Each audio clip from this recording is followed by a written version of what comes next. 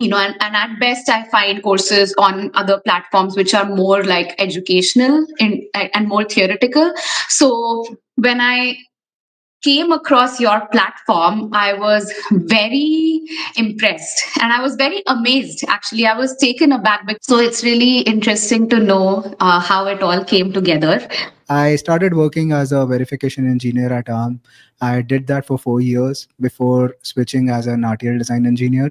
And you're so much more of a better quality engineer and so than so many people who got their masters or even their PhD here. So I think that's a testament. Hey guys, welcome to my channel. So today it's the roles have reversed. I have Pooja, who's a QuickSilicon user, and she has agreed to sort of interview me and ask about my journey of building QuickSilicon and growing in the hardware design and verification space. So she is the she's leading the podcast today, and I'll let her introduce herself, and then take it forward. Yeah. Hey, well, Pooja, welcome to the podcast, and go ahead. Thank you for having me, and I'm very excited and happy to be here. And I'm really looking forward to the rest of our conversation. And just to give a little bit more context to the viewers of this podcast about how we got here in the first place, right? Which is very different, where previously you've had a guest that you've interviewed, and now you have a guest that's interviewing you.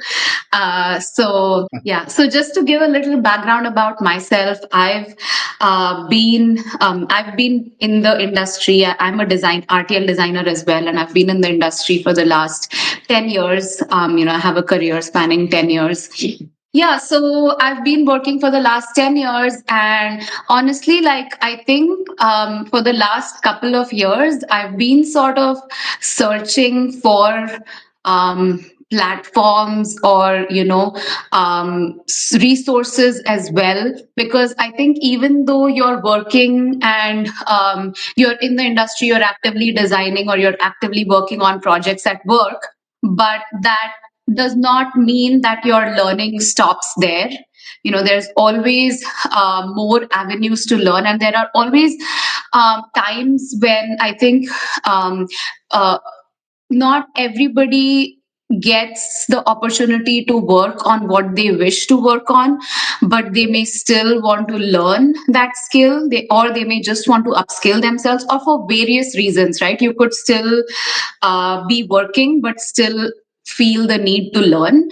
And so I have been searching for courses online.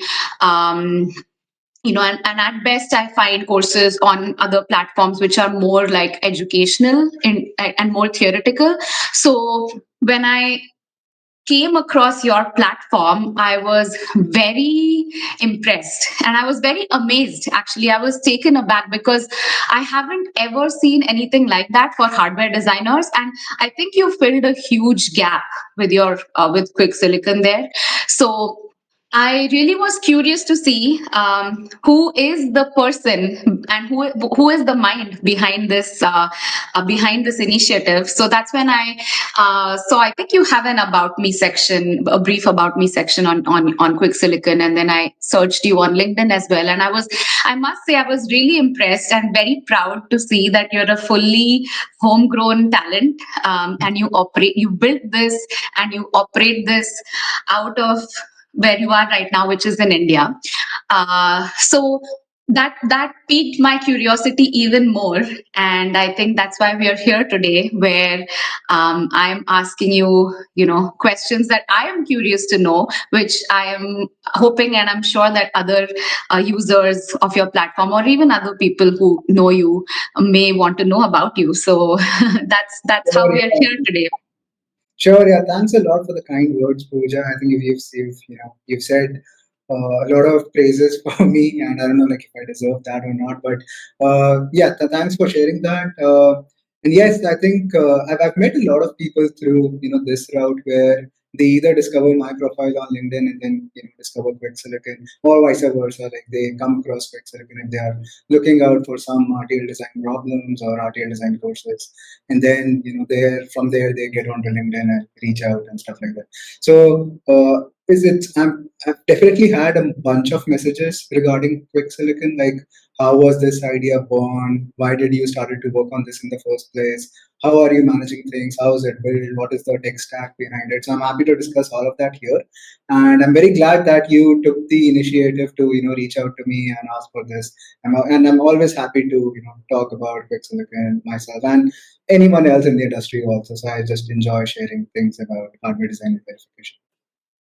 Yeah, so before we jump into more Mhm. about Quick Silicon, let's start with you. Tell us something about yourself, like your career trajectory, anywhere you want to start from, like your schooling, where did you do your undergrad, anything. But yeah, tell us something about you. Sure, yeah. So I was born and brought up in Jammu and Kashmir, India, and I did my schooling from there itself. After that, I had the opportunity to join BITS Pilani Goa campus.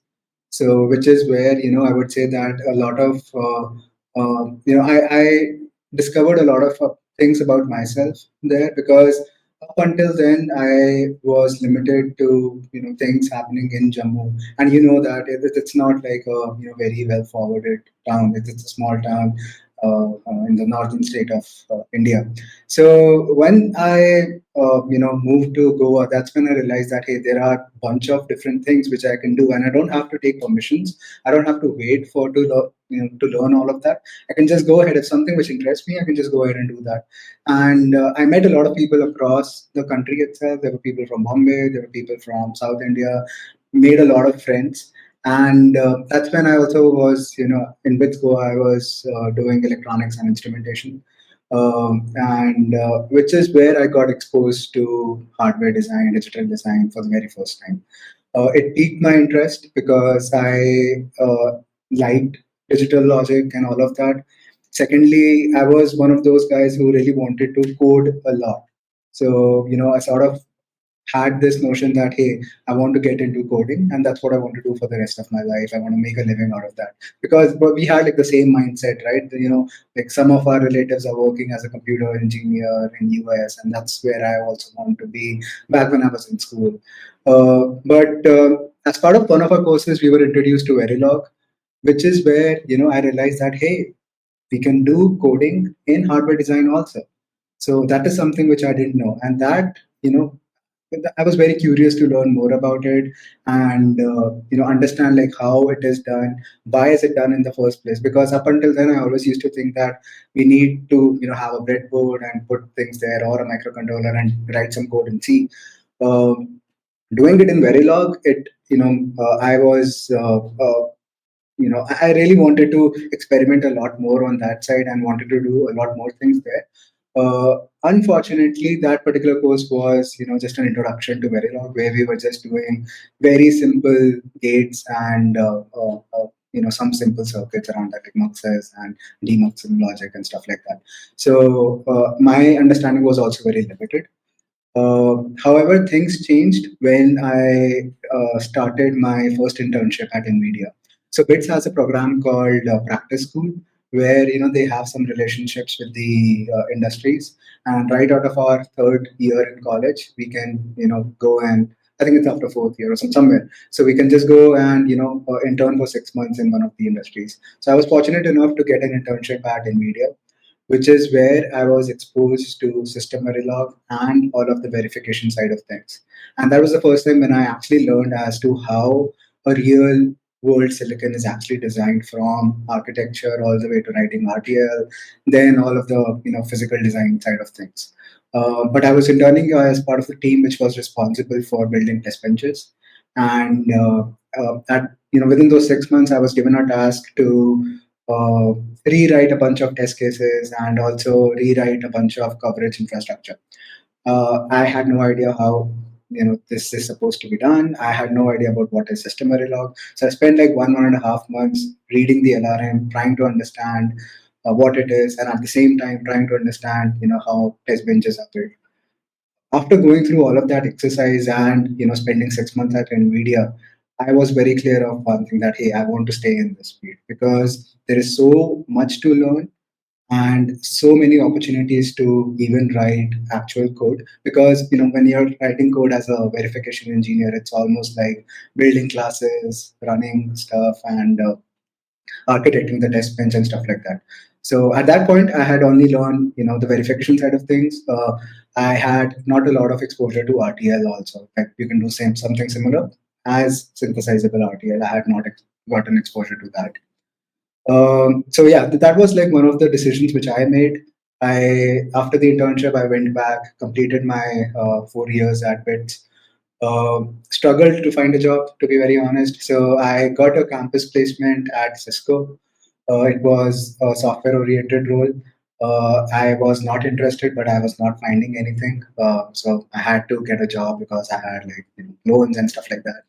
Just 1 month, I think, before the joining, ARM actually came out and they wanted to hire a bunch of fresh graduates. And they did like a mega drive in Bangalore. So I still remember that I booked a flight and went from Goa to Bangalore just to attend that interview. So there are two things which happened there. One was that they had like a written test, which was operated by some company in Bangalore, and then they had like a set of interviews. So I was able to clear the written test and clear the interviews and got a offer from ARM. And I still remember having that discussion with my parents afterwards that hey, I got an offer from ARM, I have an offer from Cisco, and the CTC were very different. Cisco were offering a lot more, ARM were offering a lot less at that point of time. And I told my parents that hey, I want to focus on, I'm not going to but Cisco. So they were shocked by this decision because they did not understand like what why I'm doing that at that point of time. But at Nvidia, I realized that I want to stay in hardware. So when I got this opportunity, I just went ahead and did that. So that's then. But one thing which happened there was I realized that the written test which they had taken, that was very software oriented, and I had a lot of challenges to go through the questions and stuff like that. But since I had been preparing for some of the software roles, I was able to clear it out. And that was actually one of the feedback I had given during my HR round back at home also, that you should consider, a more hardware oriented written test. It was all about OS, it was all about C language, and very little digital design or no Verilog at all. So that was like one of the feedback which I had given. And sort of, that was the genesis of what QuickSilicon has come out to be today. Because that's where I got the idea that, something like this is not existing for interview process and stuff. There's a couple of interesting things that you've mentioned here, and we can go in so many different directions from what you shared so far. But one thing that I want to, that I'm really curious to know is you mentioned that in your third year you started doing an internship with NVIDIA, Mhm. and then you came back and you finished your bachelor's at BITS Goa, and I'm sure that throughout this journey of your 4 years at BITS, but particularly around the third year and the fourth year, because that's when it sort of happened for me and most of my friends, where we were exposed to the possibility of getting a master's from the US, which is very luring in two terms, in two ways, right? That first of all, I mean, hardware design is what you love, and Silicon Valley is here in California.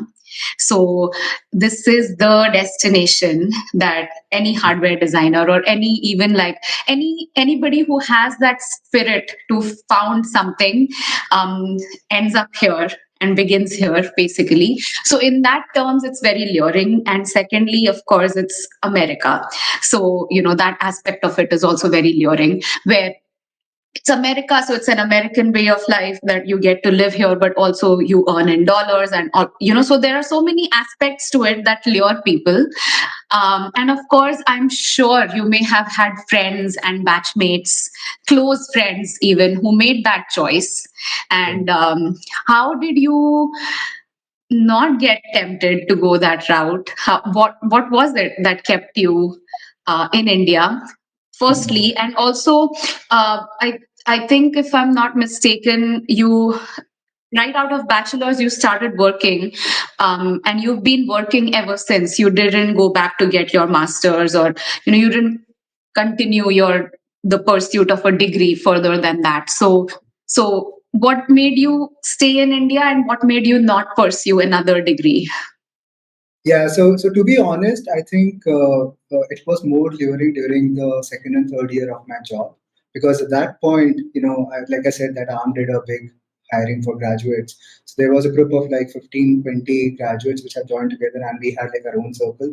And at year three at ARM, only like five or four people had left, and most of them had gone for masters, and some had switched jobs. Like very few had switched jobs, like, but 90% of them had gone out for masters, and that was something where I had a lot of trouble. But yeah, we'll come back to that later. But for now, I think right out of my fourth year, I think it's to do with my upbringing and the sort of thought process which I had coming from Jammu and Kashmir, and having been raised in a joint family. I always wanted to be closer to family. Like even going to Goa and then to Bangalore for work, it always felt like, hey, I'm very distant.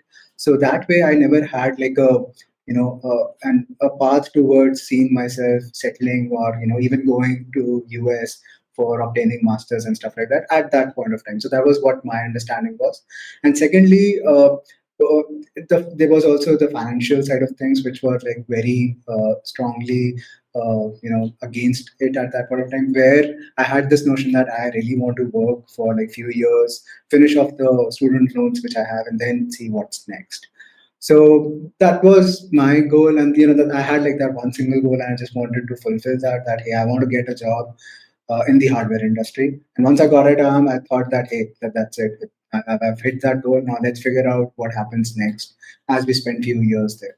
And that's what happened. So then, like after like few years, I started losing some of my batchmates, and all of them are going to MS, masters in US and stuff like that. So there, I think the biggest, I still, uh, there was a point of time where I wanted to move, but that was not, I was not very strongly motivated towards it. The only motivation factor which I had was for learning opportunities and the kind of exposure I would get. So that is something which was the only factor for me to move to US. But then, I had this one thinking also that hey, I want to stay close to my family. Then I have a life here. I don't want to just leave everything behind and go and pursue masters and stuff like that. So what I did was I said that here I'll just take another year or so and try to work as hard as possible, just to make sure that whatever your peers in US are learning, you are not left behind. You also somehow get to learn all of those things which they are learning as part of their masters. And I still remember reaching out to a bunch of my friends, telling them and asking them about what courses they are doing, because all of them were doing masters in electrical sciences and computer engineering. I only focus on the Verilog and digital design side of things, because that's where I wanted to grow further. The good thing is that they shared a lot of resources. They even shared their labs, which were open, obviously. So they shared a link. They said, "Hey, you can just go there and start doing those labs." That's what I did. So I, spent a year learning a whole bunch of different things and doing a lot of practical hands-on exercises, because that's what they also told me, that hey, the focus here is on labs and practical things. That a given exercise, you have to just go ahead and code it out, figure it out, run it, and get the results. And that's how the labs are also oriented, that they would have checkers and all of that in place for whatever code you are writing. So I did that, and I was able to make progress. I was able to find other resources. I want to call out the resource which I really like. It's the Anur Mutlu's lecture on computer architecture on YouTube. So I did not complete it, but I went up until like 14 things, because and that also took me like what 6 months of time, because like each lecture is about one and a half. One thing which I did differently there was I read all of the papers which were recommended as part of the course, because he does a great job at sharing it in the website, and I solved all of the lab exercises. So that's where at that point I was working as a verification engineer at Arm, like it was like 3 or 4 years, and that again spiked my curiosity back towards RTL design, because as part of those lab exercises, there were a bunch of exercises where we had to develop the RTL for I think a MIPS process, or like a five-stage pipeline, stuff like that. So, and when I started doing it, I had no idea how to do it. I was unable to write even a small D flip flop and simulate it. So that was like the entire learning journey for me. After having worked for about 3 years.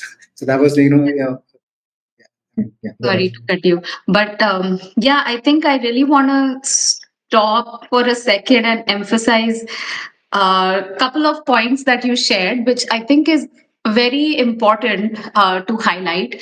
One is that you just mentioned that when you started those labs, that it was really hard for you to even write a simple D flip flop and simulate it. And I really want to highlight that and emphasize that because a lot of people get very disheartened and completely lose their confidence if they can't solve a simple problem, or if they take longer to understand something which other people, they may feel that other people are getting it very easily. Mhm. uh, I am one of those people that gets very easily discouraged, and then I completely lose my confidence.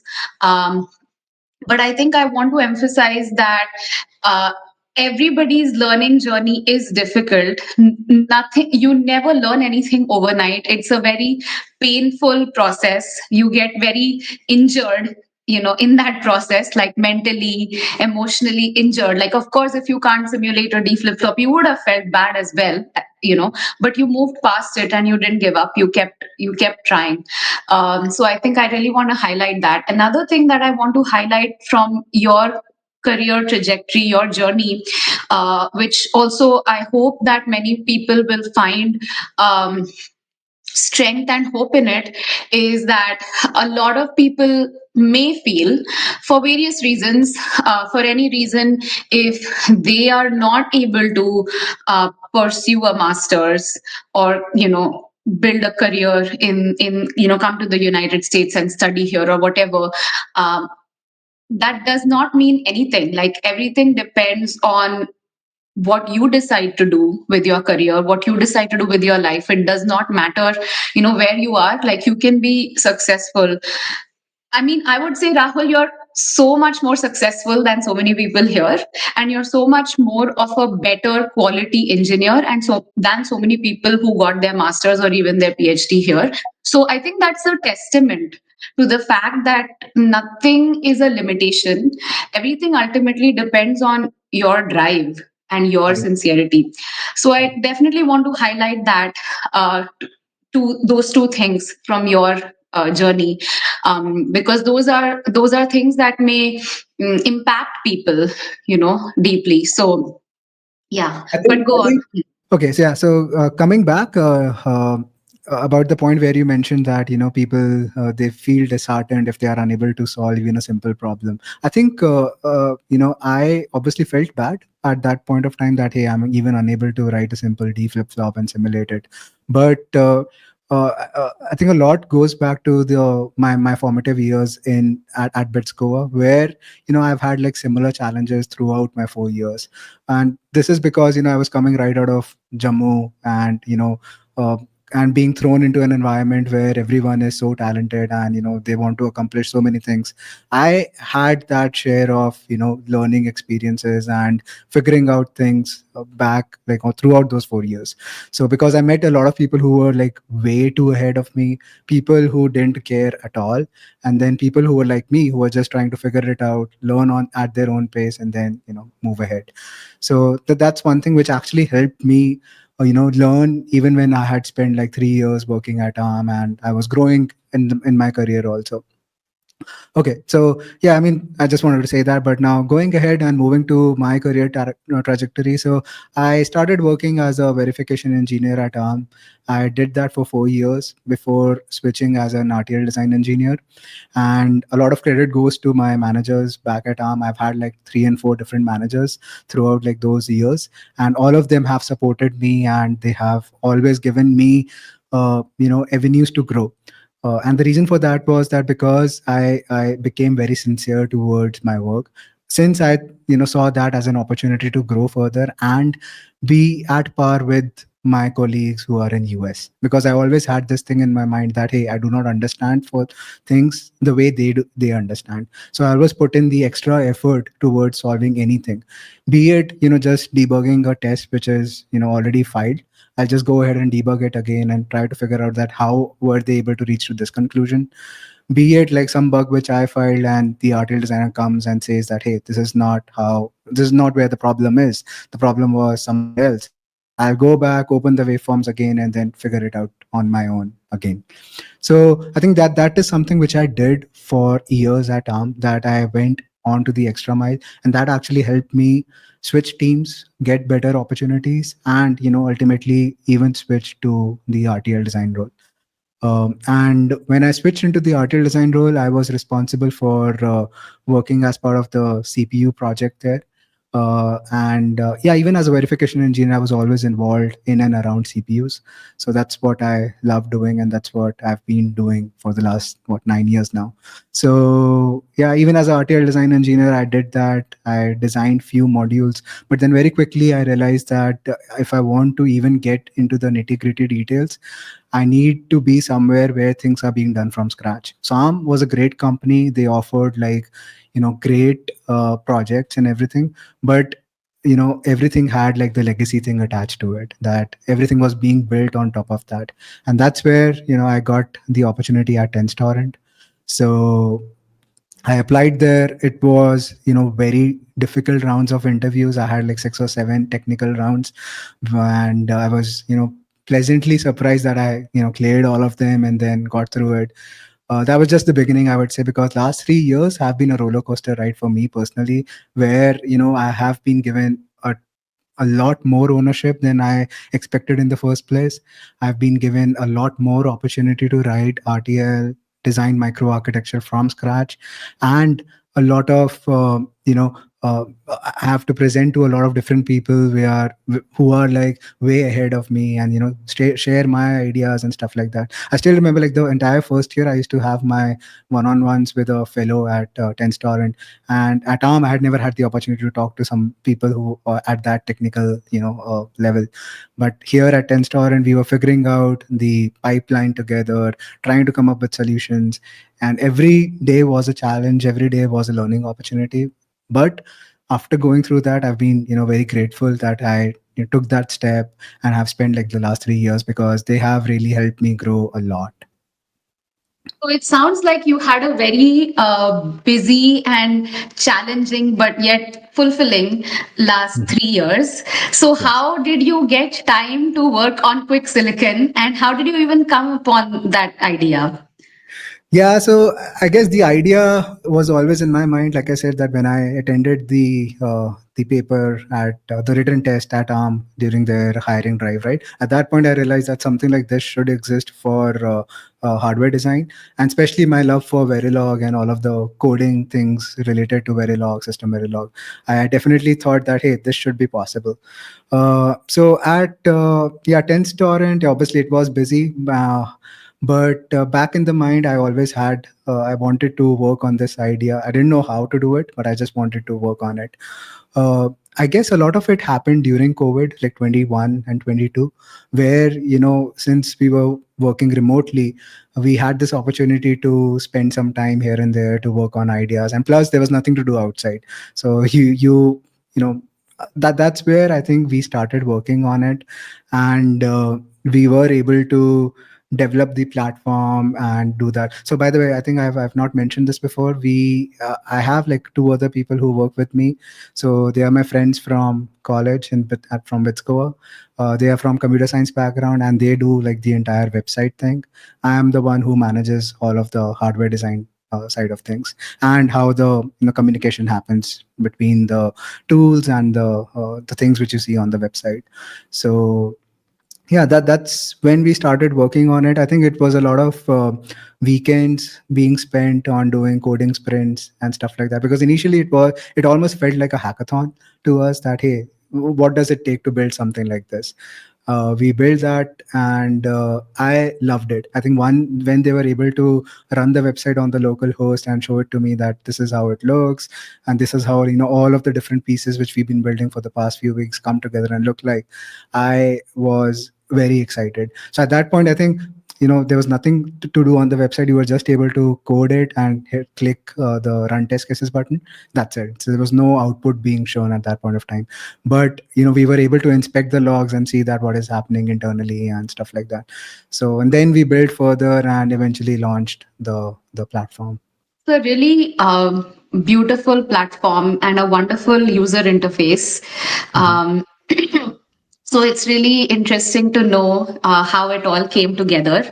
What was your? I mean, you have a whole bunch of variety in terms of the depth of the problems that are there on the Mhm. courses. You have something that targets new college grads, you have something that's for experienced individuals, you have something for people who want to go beyond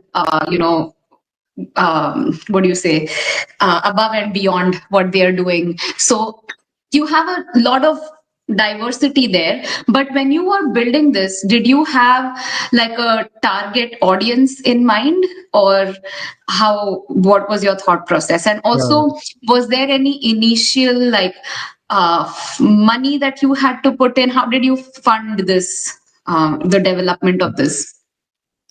Sure. So, yeah, let me answer the last question first, that about the funding process. So, initially we did not put in any money because we were just doing it as, something which we will run on our laptops and stuff like that. But when we wanted to, get a server and stuff like that, that's when we started to put in some money around it. And we put in our money towards it. So, because we wanted to get access to AWS servers, we wanted a place to host videos and all of the other infrastructure which comes alongside that. So I think that is the cost which is associated, when we wanted to release it for the world. But other than that, during the development phase, since we three were working together right from our own flat in Bangalore, I mean, it was like a hacking project, and something to do when the entire world is shut down due to COVID. So that's how we took it. Um, Now coming back to the target audience. So when I started working on this, I always had the idea to replicate things the way it was done for the software world. So at that point of time, Algo Expert was one of the websites which was trending and growing a lot. And what they had done was that it was very similar to Lead Code, but they provided like video solutions also. So which is what we also do here at QuickSilicon, and that's the idea which I also wanted to follow. And if you take a look at Lead Code or Algo Expert, right, they have a variety of users, like right from an undergrad who is like in third or fourth year, they are doing problems or they are solving problems at that point of time from Lead Code, all the way to principal engineers. When they want to switch jobs, they come, solve few lead code problems and algo expert problems and then go ahead. So that is what I also had in mind, that I don't want it to be restricted to just a particular audience. I want it to be useful for even for people who have decades of experience in the industry. And I think that's how it has turned out. Have seen people from colleges who subscribe to the course. They spend, like, their months going through it because obviously it's challenging for them. Then I've had people like you, or even like people like who have like 15-20 years in the industry, who have taken the course, solved problems, and even given feedback that, hey, I really enjoyed it and it helped me during my interview process. So that's what the idea I had back when I was creating it, and I'm glad that it turned out the way it has. It's exactly the experience that I've had with it as well. Because when I first came across it, I came across it on, on a Discord channel where somebody Mhm. had shared a link from one of the problems, and I've only seen before QuickSilicon, I was only aware of platforms like Coursera or Udemy, and of course, software engineers have Lead Code, which is wonderful. So there was this. Void, there was this gap that was there in the hardware field. There was nothing like it. And Coursera and Udemy offer more like theoretical understanding of courses. So when I saw that link, I was like, at first I was not too keen on checking it out, because I was like, it's just going to be like one of those courses. But then I did click on it, and I Mhm. was like, hey, I can actually write RTL here. I can actually simulate it. It's all built into the platform, and I Right. can open up waveforms, I can debug it, and you have multiple test cases as well, which is excellent, which is almost like an industry standard. It's almost like I'm working on it at work, because you have so many test cases and you can pull up the waveforms, you can debug. So I was very fascinated and I was very impressed. And then I saw all of the courses that you had. You have three main design oriented courses: 21 days of RTL, and the RISC-V processor. RISC-V, and then the another one, which is the one that I am taking. And I saw all of the different problems that you have, and you have some very interesting problems, like the 5/4 flush and ordering, and so I was like, wow, I would love to solve these problems, because you don't always, like you said, that if you're working for a company which is, in my case as well, which is a very established company, then you don't get to design from scratch, and you don't get to solve these problems. So that's when I decided to pay the subscription fee and get Mhm. a subscription of the course, because I think that's where people hesitate. Like, if it's a free Mhm. course, everybody will jump on board. But if you have to pay something, then there is, even though you may be somebody who earns, right, still paying money is hard. you know I know. I know. but I think it requires a shift in your mindset, because you Mhm. have to look at it as an investment. It's not an expenditure, you're investing. So how do you look at it? Like, how do you yeah, what does it mean to you when, like, did you ever think about, oh, like, I'm going to make these courses paid? Did you have that worry that will people actually be willing to pay and subscribe? Oh yes, that was a big time thing. So I spent like an year, working through all of these problems. I think even more than that, because I launched it with what 25 problems, and all of them were, some of them I got like some bits and pieces from here and there, and then figured out a problem statement. But most of the medium and the hard problems were the one which I designed myself. And every time, when I was thinking about a problem statement, I always had this question: why am I even doing this? Why would anyone be interested in solving this problem? And then first of all, whether people even understand, like, hey, what is this supposed to mean? So I always had that thought back in my mind. But then the biggest motivation factor for me was that I was enjoying the process. Every time I was able to think of a problem, code it out, cleaning out the interfaces, making it even better, and then seeing the waveforms internally when I'm, building the test bench and the RTL, um, getting all sorts of different bugs as part of the problem statement itself. That was a great experience for me, even though like I was the only one and the sole contributor working at that point of time. It almost felt like, hey, I'm enjoying this process, I'll just keep on doing that. And that was the thing which motivated me to get those problems out, keep working on it, even though we had not launched, we didn't know where it would go, we didn't know whether we will get any users across it or not. But one thing I had in my mind is that, hey, if I'm enjoying this, I'm pretty sure someone else would also enjoy it, and they would also find this useful. And the entire process of writing code, and like you said, you can write your code on the website, you can simulate it, and then get the waveforms, debug it, go back onto the exercise, make the RTL better, and then redo the process.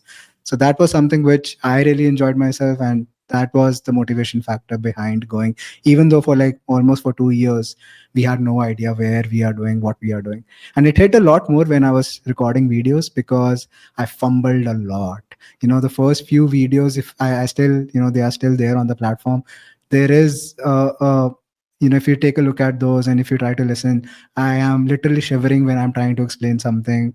But throughout those process, I went better. I started trusting more and started being more natural towards the way it is, describing the RTL or the microarchitecture. So yeah, that was how it was. Yeah. Which is your personal favorite, Rahul, of all the problems that you have? Which I is think your that's a favorite? it's a tough one, because like I said that most of the medium and the hard problems are something which I have personally designed. And I think most of the hard ones are very close to my heart, because I have spent months figuring out a single problem statement. And the reason for that is because for the easier ones, that if you're just, let's say you're building just a counter, you need to give like an output as the 32-bit value or the 64-bit, whatever it is. But for the hard problems, you have like multiple different interfaces. And one of the things which I always had the challenge was that, does the list of the input and the output make sense? Because each and every one of us can come up with a different RTL or different microarchitecture to solve a particular problem statement. So is the interface list too wide, or is it like too less? So that was the questions which I always had for the hard problems.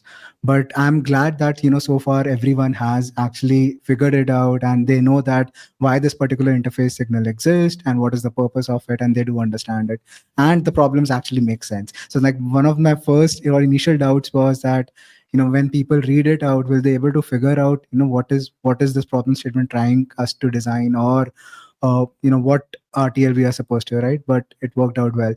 But if I were to pick, I think I really enjoyed coding the credits and deadlock problem, and as well as the ordering problem, because those two are the ones where you have like one of those corner cases bugs which not a lot of people are able to think through when they are designing the microarchitecture at the first point of time. Um, but yeah, having said that, I think, yeah, most of the hard problems are something which I really enjoy, and I always get excited when someone asks me questions around it, because I really want to talk through all of those and discuss that problem in every detail way. Yeah. And then you also make yourself available, because I know I have pinged you asking you questions and Mhm. you've always responded. So I think you build that kind of a connect with, whoever is enrolled in your course, which is very important, because you Right. can't just have a course and then not be available, right? That Yes. doesn't create an engagement for the person who's enrolled. So I think that's really, really nice that you Mhm. engage and you reply almost like immediately within a day. I've always heard back from you, so that's excellent.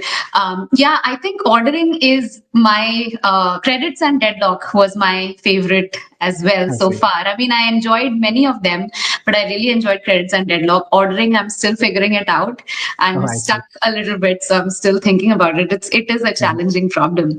um, yeah, but I think what I also want to highlight is that at least through the course that I'm taking, you have problems there which expose the person who's enrolled to various kinds of industry standard interfaces. Like you have a problem on APB, you have a problem on AXI, you have something that's just simple valid ready like the skid buffer, and it could be any valid ready.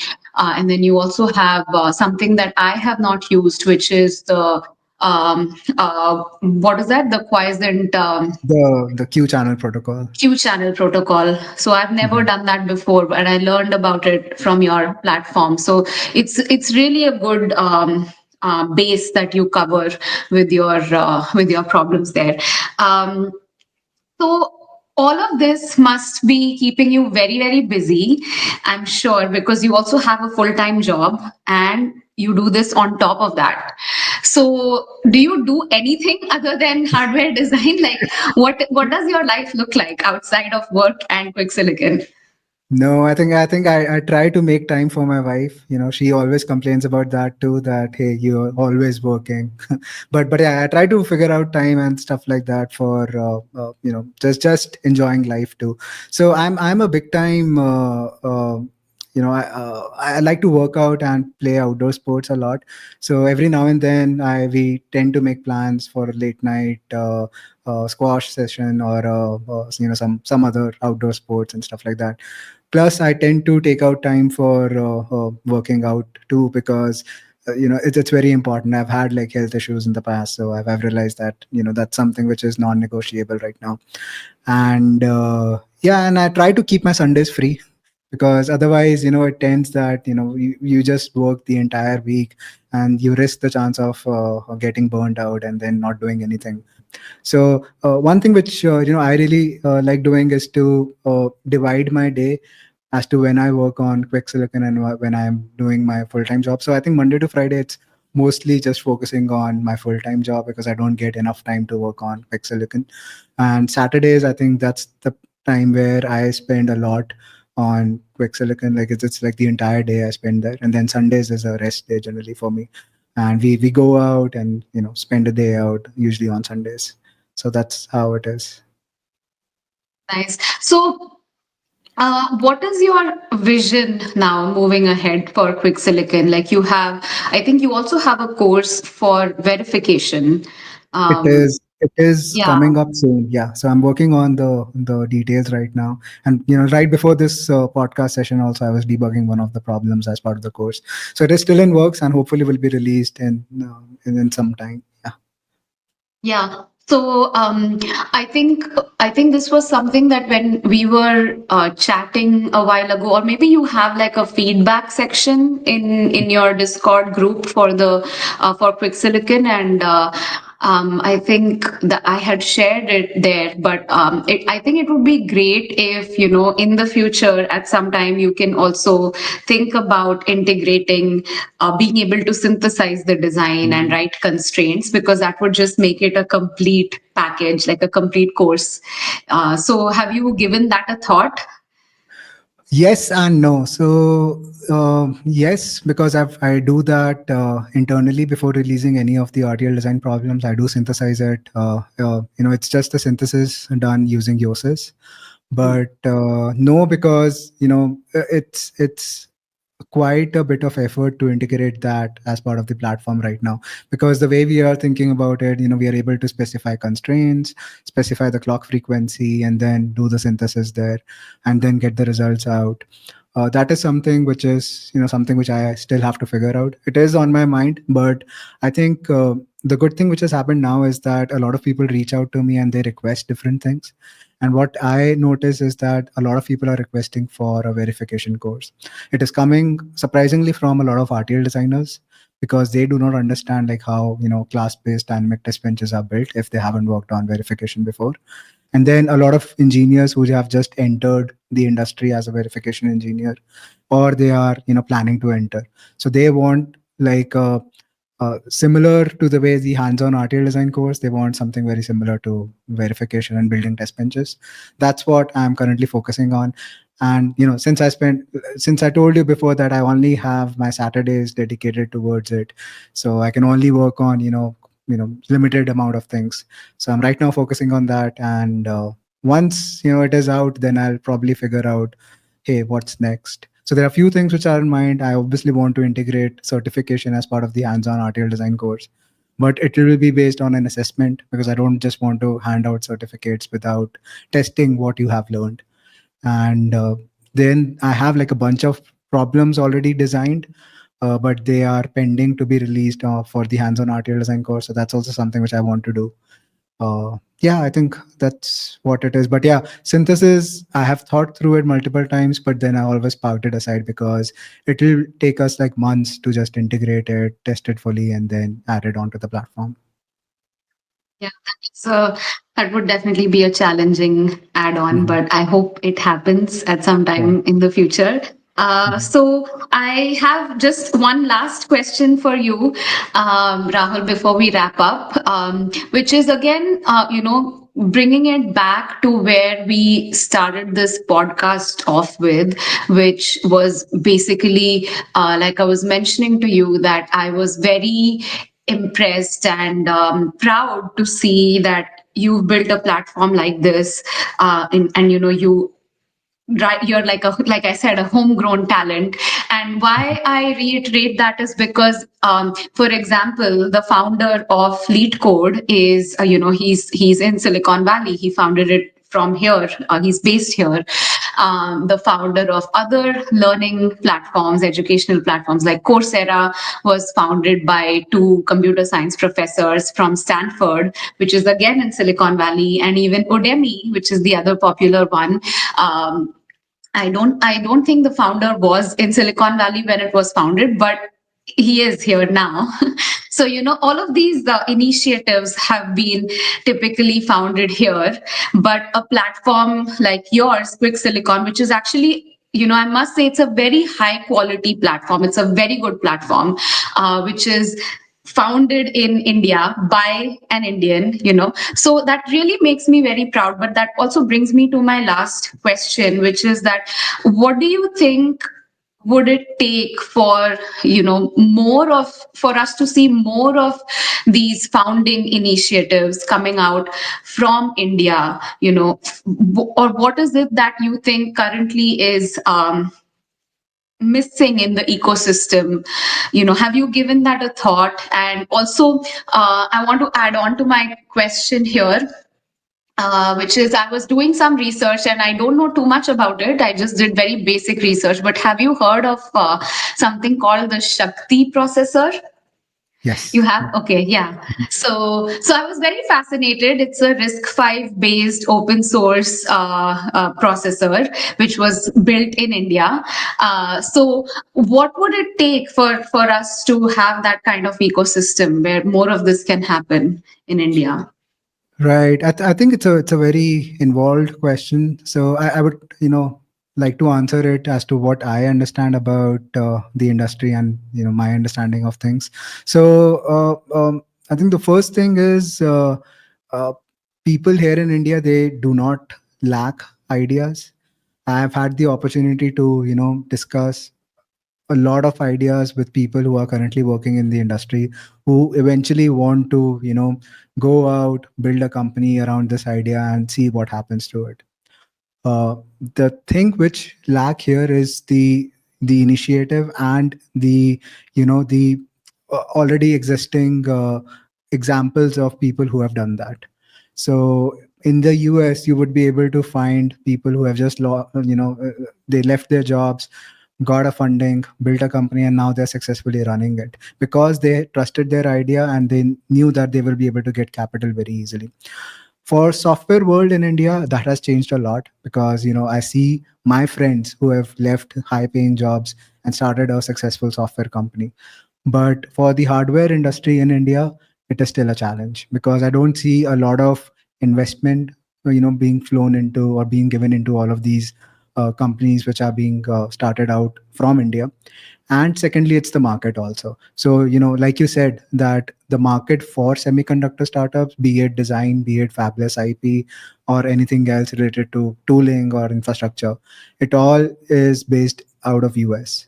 It is slowly getting some traction in Europe and India also, but I would still say that the majority of the market exists in US. And that's where even I also, like, if I have like some idea about, let's say, building an IP company or stuff like that, I don't know whom to sell it to. And that's the question which a lot of people here in India also have. Like, I talk to managers and stuff like that who have ideas, but they don't know, like, who will eventually be our end customers. That is something which is, I believe, is missing.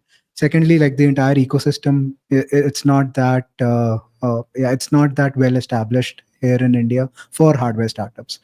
And I think, yeah, that's the reason why a lot of people are scared to take the jump, including me also. And that's why I'm doing this, quick silicon sort of thing as part of my side hobby and stuff like that right now. I haven't taken the jump of quitting my job and being focused full time on it because I don't see it that way right. I think that's one thing which has to change. More examples, more investment opportunities, and clarity of path has to. If I build something out and if it works, I have, like, 10 to 15 customers waiting for me at least for a demo. Like, here, we do not even know, like, who would be interested in giving and even having a demo with us. Like, if we build something out, so that's, I believe, is something which is stopping a lot of people from taking that jump.